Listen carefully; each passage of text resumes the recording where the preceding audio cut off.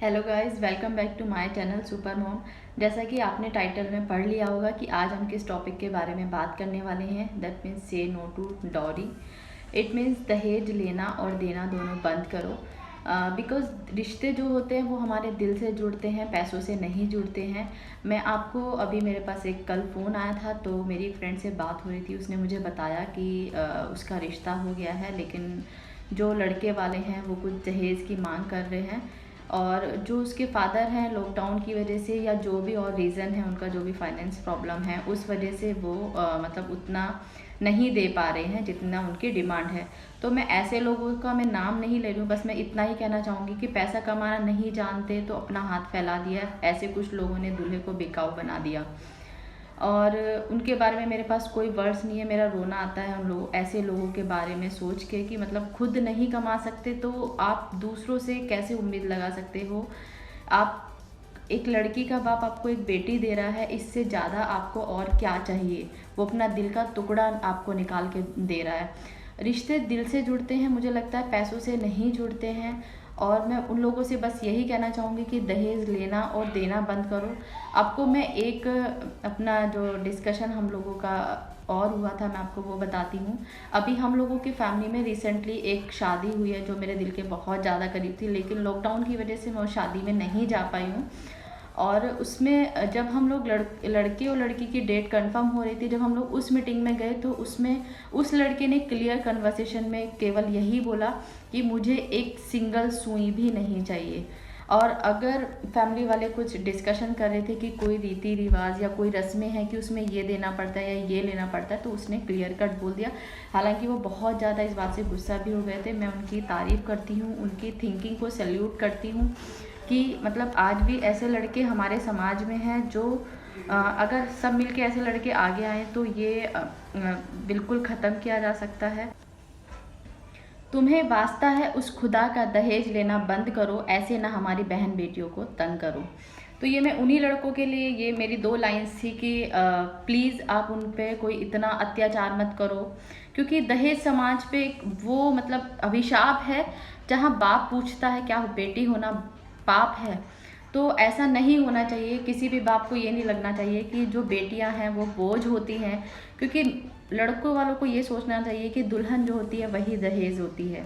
तो उसके अलावा और क्या चाहिए। जब फिर मैं वही लाइन रिपीट करूँगी कि जब एक बाप ने अपने जिगर का टुकड़ा आपको दे दिया तो उसके अलावा मुझे नहीं लगता कि आपको कुछ और चाहिए।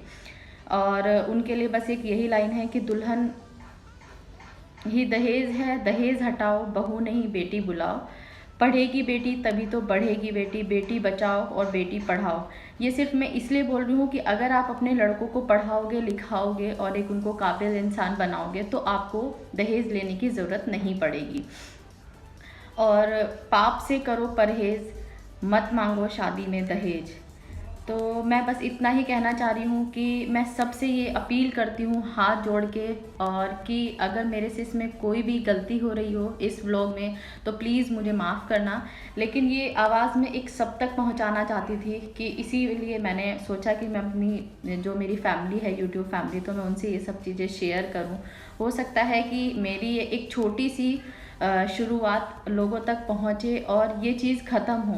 आजकल के जो पढ़े लिखे लड़के हैं, हालांकि वो इस चीज़ को फॉलो कर रहे हैं, बहुत सारे जगह पे ये चीज़ ख़त्म हो चुकी है, लेकिन बहुत सारे अभी भी शहरों में, छोटे छोटे गाँव में ये चीज़ें अभी भी बहुत ज़्यादा चल रही हैं। तो मैं उनके लिए मेरे पास कोई वर्ड नहीं है, बस मैं उनको यही कहूँगी कि प्लीज़ इस चीज़ को ख़त्म करो और जो रस्म व रिवाज है, जो रीति रिवाज है, उन सब चीज़ों को पीछे छोड़ो। क्योंकि जो हम लोगों की जो पेरेंट्स वाली पीढ़ी है और हम लोगों की जो आने वाली जो जनरेशन है, तो वो बहुत ज़्यादा चेंज हो चुकी है।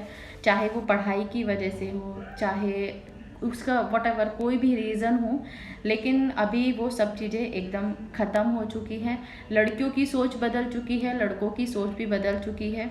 मैं अपने हस्बैंड का भी बहुत शुक्रगुज़ार हूँ इस चीज़ में। जब हम लोगों का मैरिज का कन्वर्सेशन हो रहा था तो उसमें मेन हम लोगों ने यही फाइनल किया था। पहले तो हम लोग ये मतलब हम लोगों ने फैमिली वालों से बात की कि हम लोग कोर्ट मैरिज कर लेते हैं, क्योंकि मुझे वो रस्म व रिवाज और वो सब चीज़ें नहीं पसंद थी। मेरे हस्बैंड को भी नहीं वो चीज़ें पसंद थी कि उनको कुछ भी लेना देना या कुछ भी ऐसा करना नहीं है। और मतलब मैं उनको आई लव यू नौशाद, मैं उनको यही बोलना चाहती हूँ कि उन्होंने भी शादी में क्लियर कट बोल दिया था कि उनको भी कुछ नहीं चाहिए। क्योंकि मुझे लगता है कि अगर एक बाप ने अपनी बेटी को पढ़ा दिया है और अपने बेटे को पढ़ा दिया है तो उससे बड़ी धन और दौलत कुछ भी नहीं है। क्योंकि एक लड़की अगर पढ़ लेती है तो हमारी 7 जनरेशन सुधर जाती है। अगर एक लड़का पढ़ लेता है और उसकी सोच अच्छी हो जाती है तो दुनिया की हर चीज़ पाई जा सकती है। वो दौलत भी कमा सकता है, वो शोहरत भी कमा सकता है, वो नाम भी कमा सकता है और आपको हर वो चीज़ दे सकता है जिसके आप हकदार हैं। तो मैं अपने जितने भी होने वाले पेरेंट्स हैं, अपने बच्चों को, अपने आप को यही सिखाओ। और मैं सबसे यही अपील कर रही हूँ कि प्लीज़ आप आगे जो भी अब शादियाँ होंगी एक छोटी सी कोशिश करके देखिए। लड़के वाले अगर ये पहल करें कि और जाके सामने से लड़की के बाप को ये बोलें कि हमें दहेज नहीं चाहिए, तो उससे बड़ी खुशनसीबी उसके लिए कुछ भी नहीं हो सकती है। तो मैं सभी माँ बाप से, सभी भाई बहनों से, सबसे ये अपील करना चाहती हूँ कि वो अपने बेटे की जब भी शादी करें तो उनको सिंगल सिर्फ यही बोले कि आपने हमें अपनी लड़की दे दी, इसके अलावा हमें और कुछ भी नहीं चाहिए। आप एक बार ये बात बोल कर देखिए तो मैं वादा करती हूँ कि हर माँ बाप की सोच बदलेगी।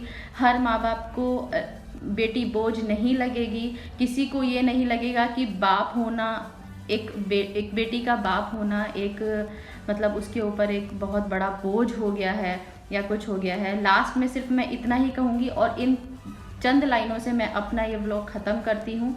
बस मैं इतना ही उन सब बाप को बोलूँगी या सब लोगों को यही बोलना चाहती हूँ, तेरी ही बगिया में खिली हूँ, तितली बन आसमान में उड़ी हूँ। मेरी उड़ान को तू शर्मिंदा मत कर, बाबुल मुझे दहेज देकर विदा ना कर।